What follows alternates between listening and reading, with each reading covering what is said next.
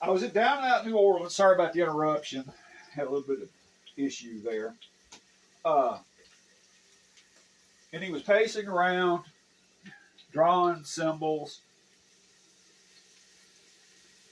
And I actually found one of his business cards later laying face down in the middle of the street.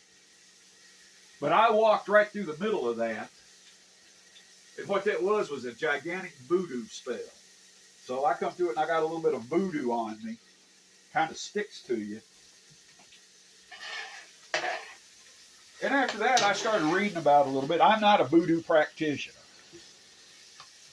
It's just something I happened to had a little bit of a study of it there for a while. I don't concoct voodoo spells or nothing like that. But I read a lot about Marie Laveau, and one of her favorite items to use was a cayenne pepper, a red pepper, crushed red pepper. Okay, fast forward 25 years, I was a armed guard in Memphis, guarding a bank at the corner of Winchester and Elvis Presley, right down the street from Graceland. And I was out there one day, and I seen a little old black woman go up to the corner across bank property, and she took 2 spice containers and shook them out there because it's a crossroad. And she just throwed them down. I went and picked them up later on, and she had shaken cinnamon sugar was in one, and crushed red pepper was in the other. And that I went back, kind of read that a little bit, and found that was used quite a bit. But you know, I got to talking to her and some of her people, and they were the nicest people you ever met. And one day, I had some old silver coins in my pocket, and she was talking to me, and she told me about she was trying to protect the bank because she had money in it, and she had her friend's son was in jail, and that was part of that spell. And I just gave her them old silver coins. They weren't worth nothing, not much then. And she was just overjoyed and appreciative of that. And later on, one of her friends come by there and caught me one day and said, "You go home," and they gave me a certain Bible psalm to read. Said, "You go home and you read that psalm and you'll get a blessing." I went home, I read the psalm, and it wasn't a day or two. I got some money come to me. Let's put some flour in this. Let's make a roux. You want to go a little bit whiter with this. This is more of a preacher grade base than it is sawmill grade. If you use whole milk, it'll get pretty white and thick. So I've guarded that bank down there back when I was still working, and the visitors to Graceland would wander down that way, and I'd have to talk to them and engage them, and point them back the way they get scared, especially if they was from another country like England or France. They'd get down there because the neighborhood got worse on the other side of Winchester, and they'd get down there and see that and get scared. But there's also something else I didn't know about. There's this whole legion of people that believe Elvis Presley is their father. And I had met a few of them, and then one day I was on duty there, and I come around the side of the bank, and I seen one of them. It had an ATM in the wall, and he was up there doing something. And I could tell right off, this guy didn't have no money in the bank.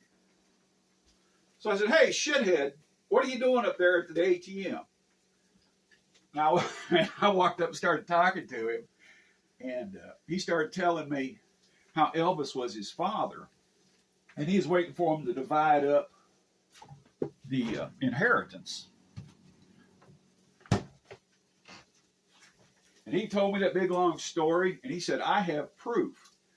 And he turned and looked at me squaring, and he said, "You see this above my shirt pocket? Here's my information right there." And he had taken an ink pen and just scribbled on it and believed that that was his Elvis Presley identification patch. And I took him out to the edge of the property, and I said, "It just come over the wire that Elvis is on his way up there. You better get back up there." Send him toddling on his way.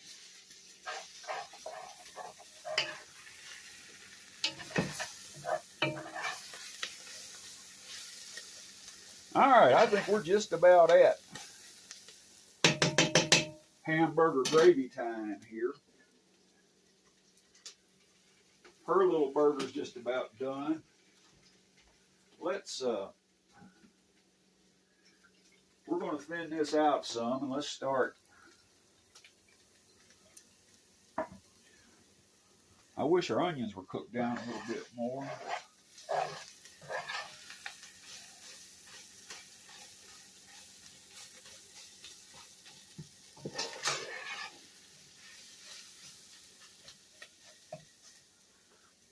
All right, let's see what happened. It's magic time again. Let's see here.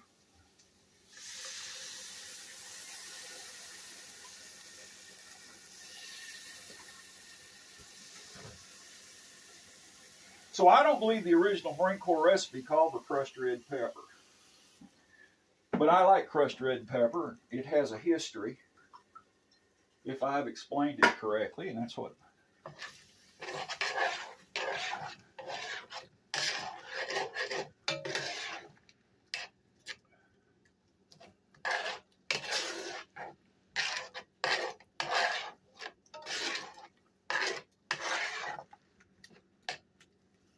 Okay, you in there? Looking pretty good. That's looking just like gravy. In fact, it's a little, might be a little bit on the thick side. Let's hit this here. Well, like I said before, if I didn't tell you everything I meant to tell you. Let me check the notes here, make sure. I don't know. I can't read that, so I don't know. Over east of here, across Eden Street, there used to be a little junk store. And I was in there one day. That's when I was flea marketing. I was looking for something to sell. And I don't know how it come up, but there was a storage, one of these storage units that go on the back of a truck was there. And that old woman got to telling me that it had a bunch of boxes of stuff in it. Just like these show these things on the wall here. This stuff and these big spoons, stuff like that. And I got to talking to her. She only wanted $3 a piece for the boxfuls. So I bought them all. I don't know, 35, 40 of them. But rooting around in those boxes, I found these. These are steak plates that come out of something like Western Sizzling. And there's another piece that goes on where you can handle them hot. But I've got enough going here without getting that involved. We don't have any room.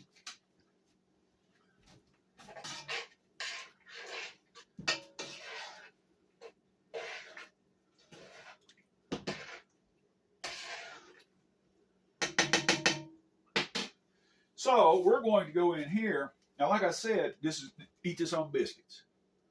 Or you can mash potatoes, make you some big old pile of mashed potatoes, some green peas, and put this on here. You'll be in fat boy heaven. Unless you're burning off a lot of calories like the Marine Corps. But we're going to do something different. Now, we're going to put her burger over here. There's her burger.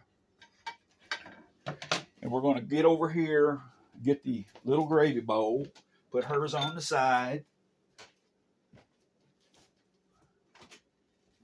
Let's give her a little gravy, little hamburger gravy here. Enough. And then we're going to get in here, and we're going to get the Mackenzie bowl, which we had pre-prepared. Get us some fries out. A few fries there. We're going to put me some fries right here in the middle of this steak plate. Let's give her some more.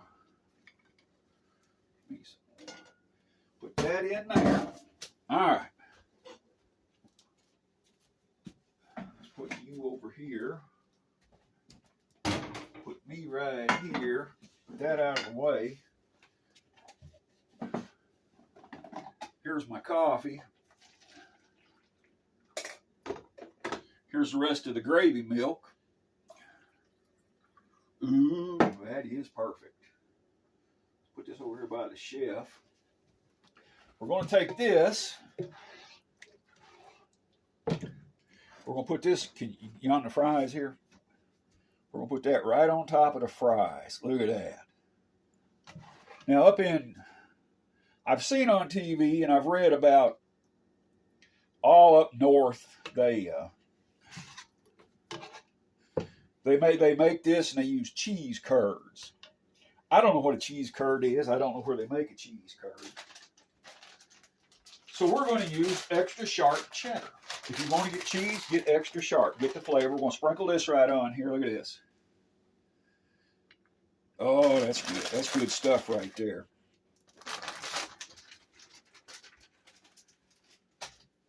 And little red pepper. Little red pepper won't hurt nothing. Get that on there. Now, these are pickled jalapeno peppers.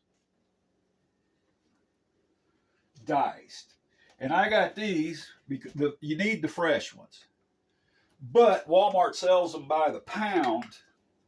And trying to go through that self-checkout buy 2 jalapeno peppers, it's just an extra added layer of misery that I don't need. So we're going to get in here,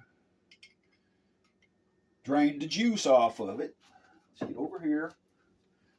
And let's sprinkle a few of these jalapenos on that.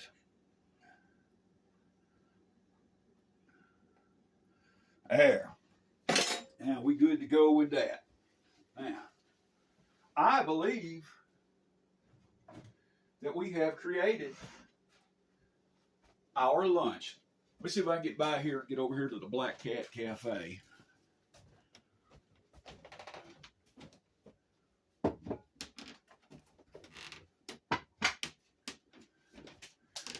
Get back in here to the galley. Everything's off, big mess off.